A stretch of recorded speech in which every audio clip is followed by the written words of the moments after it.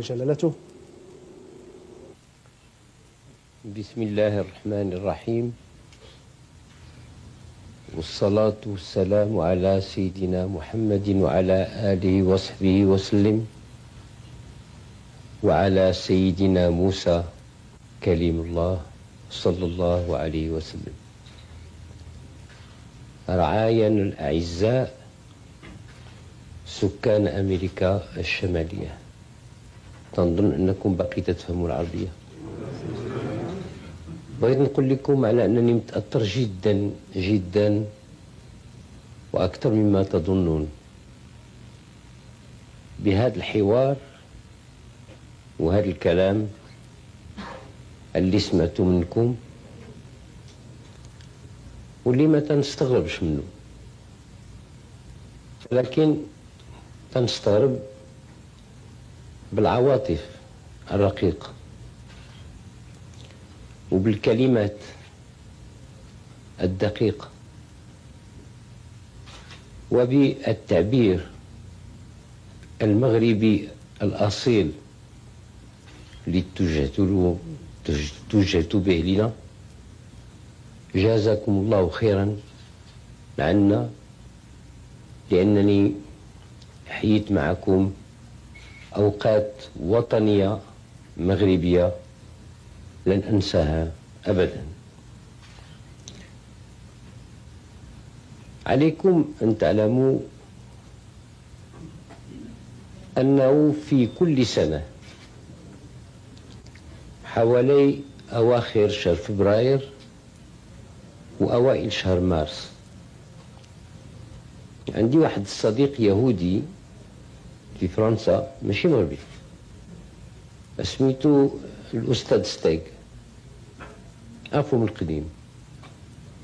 الحمد لله أنا ماشي مريض متاعو، ولكن تنعرف. فقلت له ودي احنا في الدين تاعنا الاحتفال بالأعياد الدينية كانت مسيحية ولا يهودية هو فرض على كل مسلم، فاحنا تنعرفو امتى تزاد سيدنا عيسى، ولكن بغينا نبداو نسلموا ونصليو كذلك على سيدنا موسى في ليلة ميلاده. فقال لي نظرا لكون الشهر اليهودي هو شهر قمري، كل سنة يتغير بيومين 3 أيام. السنة الماضية صدق في فبراير، ولكن عادة تيكون في أوائل مارس، وكلفتو أنه يومين أو 3 أيام قبل كل سنة يخبرني بذاك التاريخ. ومنذ ذلك اليوم، هذه دابا فوق 7 سنين أو 8 سنين، تيكتب لي تيقول لي يوم ازدياد رسول الله موسى عليه السلام، اللي هو اليوم نتاع الموت ديالو،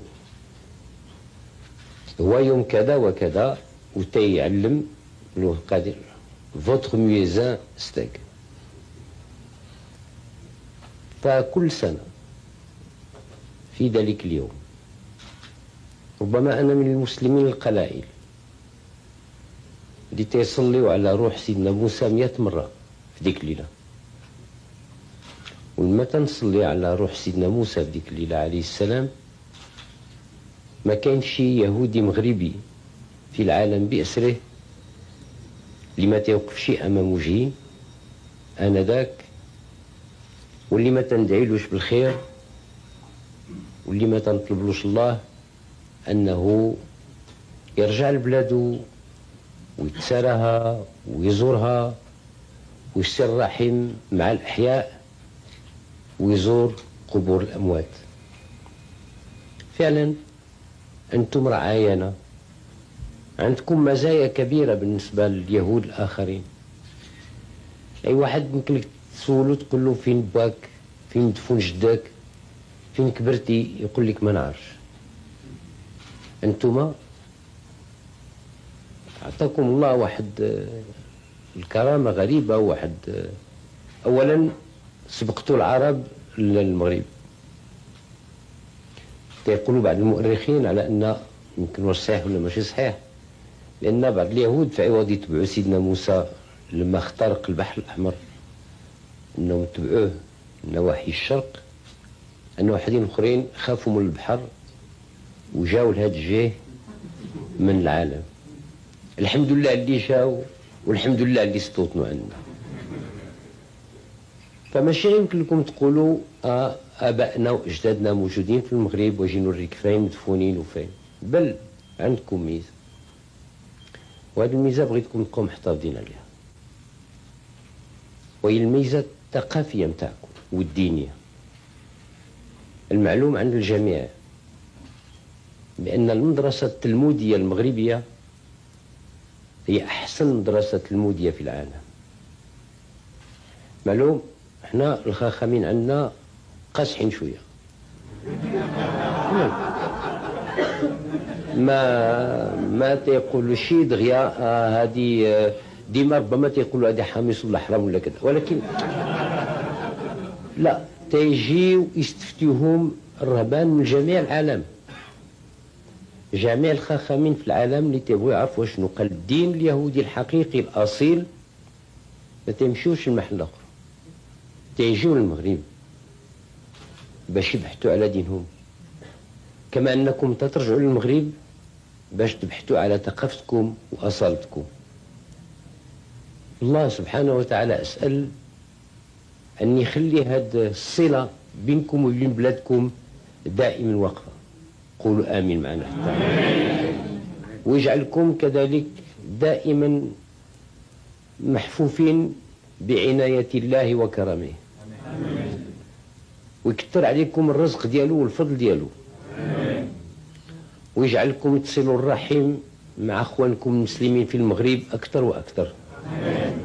وكونوا على يقين دائما أننا كما كانوا أسلافنا وجدادنا، وكما غادي يكونوا ولادنا وحفادنا، غادي تكونوا انتم كإخوانكم المسلمين طرف من اللحمة متاعنا. واجب علينا الحفاظ والمحافظة على حقوقكم وأمنكم وحريتكم. والسلام عليكم ورحمة الله.